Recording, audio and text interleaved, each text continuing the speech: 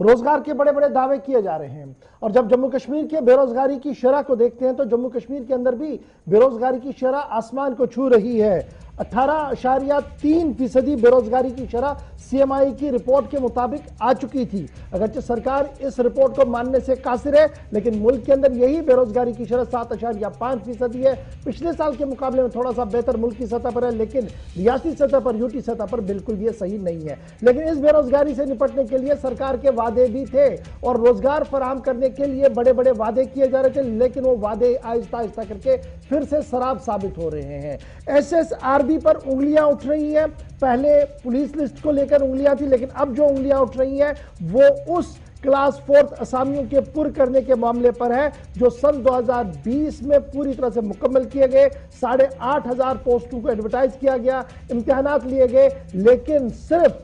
Ministry को खुश करने के लिए मरकजी वजीर दाखिला का विजिट होता है जम्मू कश्मीर का, और आनन फानन में 500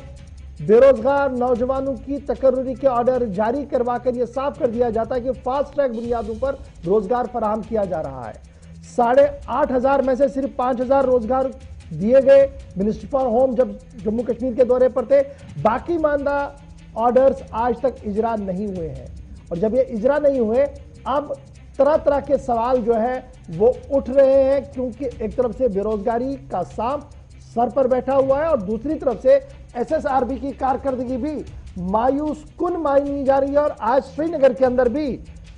एहतजाजी मुजाहिरों का सिलसिला जारी रहा। सीधे श्रीनगर चलेंगे। हिलाल हांजुरी हमारे ब्यूरो हेड इस वक्त ज्वाइन कर चुके हैं। हिलाल, बहुत शुक्रिया ज्वाइन करने के लिए। एक तरफ से सीएमआई की रिपोर्ट जिसको लेकर सरकार का दावा है कि जो क्राइटेरिया उसे पूरा नहीं किया गया है, लेकिन पहली बार मैंने इस बात को सुना और हमने आज ये बात भी सामने रखी है। लेकिन दूसरी बात, एसएसआरबी जो एक नोडल एजेंसी है रोजगार फराहम करने के लिए सरकारी तौर पर लगातार सुर्खियों के अंदर है, और आज क्लास 4 वालों ने भी तरह तरह के इल्जामात आयद किए हैं। बिल्कुल गवर, जहां तक एसएसआरबी का ताल्लुक है, क्योंकि बहुत वक्त से ही हम देख रहे हैं कि अब सुर्खियां बटोर रही हैं अपनी सिलेक्शन प्रोसेस को लेकर। चाहे इससे पहले जो पुलिस के अंदर जो पोस्ट है उनकी असामियां पूर्ण करने के हवाले से जो धांधलियों का जो इल्जाम है एसएसआरबी पर लगा है, वहीं पर अब जो क्लास 4 असामियां साल 2020 में एडवर्टाइज की गई थी और उस वक्त इसे एक मेगा एम्प्लॉयमेंट ड्राइव कहा गया था, और उस ड्राइव के तहत 8,500 पोस्टें खाली थी या उन्हें पूरा करने के लिए ये ड्राइव चलाई गई थी। और उस वक्त अगरचे साल 2021 के आते लगभग 5,000 असामियों को पूर्ण करने के हवाले से जो फाइनल लिस्ट है या सिलेक्शन लिस्ट है उसको मुश्तहर किया गया था, लेकिन बाकी मानदा लगभग 34 से 35,000 के करीब जो असामियां हैं उनके हवाले से अगरचे इंटरव्यूज भी हुए, रिटन भी हुआ, सारी चीजें हुई हैं, लेकिन अभी तक उनका जो फाइनल लिस्ट है या सिलेक्शन लिस्ट है उसे मुश्तहर नहीं किया गया। नतीजा यही है कि आज ये जो एस्पिरेंट्स थे वो सड़कों पर निकल आए हुए थे और वो जार रो रहे हैं। उनका मानना है कि उनके साथ नाइंसाफी हो रही है और उन्हें समझ में नहीं आ रहा है कि अगरचे पहली लिस्ट मुश्तहर की गई है और अगरचे सब कुछ कानून के मुताबिक ही हुआ और एसएसआरबी के कवायद के मुताबिक ही हुआ, तो फिर क्या वजह है कि ये जो बाकी मानदा पोस्टें हैं उनकी जो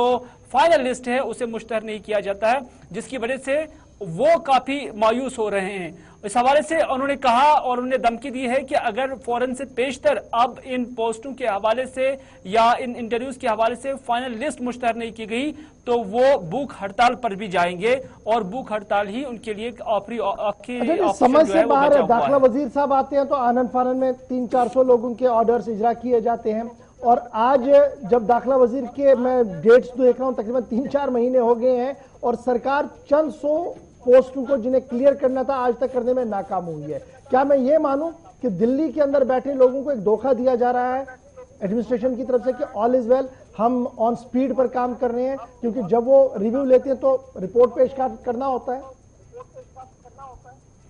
देखिए, जब इन असामियों को एडवर्टाइज किया गया, बाज़ाब्ता नोटिफिकेशन जारी किया गया और इससे एक मेगा रिक्रूटमेंट उस वक्त कहा गया था, तो उससे न सिर्फ जम्मू कश्मीर के अंदर बल्कि मुल्की स्तर पर तो कुछ सुर्खियां बनी थी और उस हवाले से यह तासुर भी देने की कोशिश की गई कि जम्मू कश्मीर के अंदर 370 हटाए जाने के बाद अब जो तामीर और तरक्की के साथ साथ रोजगार के मौके फराहम करने के जो हवाले से जो प्रोसेस है उसमें अब फौरन से पेशतर उसमें तब्दीलियां आ रही हैं। और उसके बाद जब फाइनल लिस्ट मुश्तहर करनी होती है तो उसमें कमी पेशियां आज भी नजर आती हैं। तो इस वजह से जम्मू कश्मीर के अंदर जो एस्पिरेंट्स है उनका यही कहना है कि जब उन्हें एडवर्टाइज किया गया था उसके बाद जो तासुर दिया गया था उस तासुर के बिल्कुल बरक्स जम्मू कश्मीर के अंदर हो रहा है। तो इस वजह से सरकार के तई वो काफी नाराज हो रहे हैं और जो यहाँ की एडमिनिस्ट्रेशन है उन पर वो सवालात उठा रहे हैं। लेकिन उनका यह भी कहना है कि मरकज के अंदर भी, चूंकि आज डिजिटल दौर है, आज जो भी वो बात कर रहे हैं वो पूरे हिंदुस्तान के साथ साथ पूरी दुनिया के लोग सुन रहे हैं, लेकिन उन्हें इस बात का भी गिला है कि मरकजी सरकार तक ये बातें क्यों नहीं पहुंचती हैं। अगरचे वो आए रोज प्रोटेस्ट भी करते हैं और ये सारी चीजें, ये शिकायत चाहे इलेक्ट्रॉनिक मीडिया हो, प्रिंट मीडिया हो, उसके जरिए, डिजिटल मीडिया के जरिए मरकजी सरकार तक पहुंचते भी हैं और उसके साथ साथ मुख्तलिफ एजेंसियां भी काम कर रही हैं। तो फिर क्या वजह है कि इस पर एक्शन नहीं हो रहा है? जहां वो जम्मू कश्मीर की एडमिनिस्ट्रेशन को इस चीज के लिए जिम्मेदार ठहरा रहे हैं, वहीं पर उनका गिला, उनका शिकवा मरकजी सरकार से भी है कि वो वहां से कोई कार्रवाई यहाँ की एडमिनिस्ट्रेशन के खिलाफ नहीं कर रही है। बहुत शुक्रिया जी दोनों की ज्वाइन करने के लिए। एक जगह 30 साल, 20 साल, 25 साल की सर्विस के बाद नौकरियों से बरतरफ